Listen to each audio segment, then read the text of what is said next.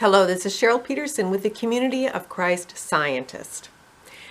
It's an update on my latest inspiration, shall we say. At the turn of this century, I was inspired to revise Mary Baker Eddy's Science and Health. Came up with 21st Century Science and Health. Not because something was wrong with Mary's book, but because renewal is a principle of unlimited truth and love. Mary Baker Eddy herself revised her Science and Health nonstop until she died in 1910. About the time I started working on the 5th edition, this is actually the 6th edition, but back when I was headed into the 5th edition, a member of the First Church of Christ Scientist, Bob Bilhorn, presented to me the idea of revising the church manual. I didn't give it much thought, only until recently, when I was inspired to re-look at this idea of following Mrs. Eddy by revising the church manual. Now, I was up against, in here, Article 35, Section 3, where it says that no new tenet or bylaw shall be adopted, amended, or annulled without the written consent of Mary Baker Eddy. Well, this is a problem because Mary is dead. So I reread the manual with this fact in mind and realized this whole book was written in present tense.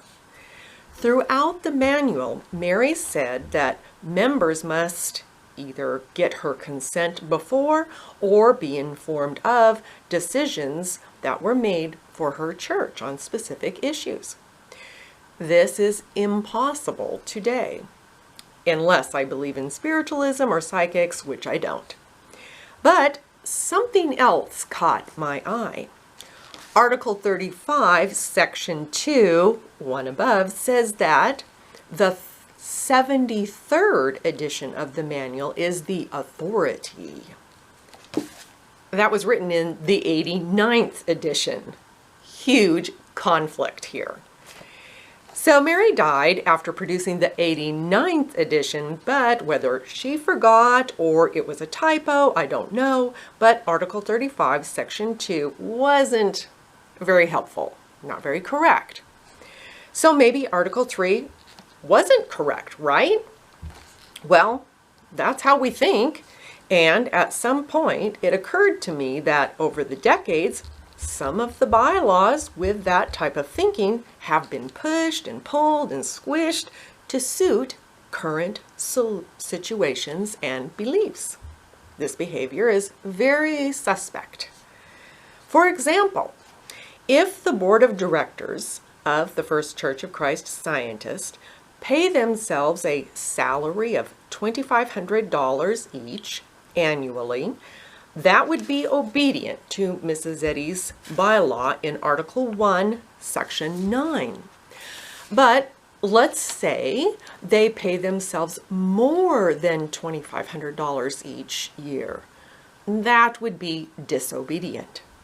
Or I could interpret it as allowable disobedience, but I didn't, either of those.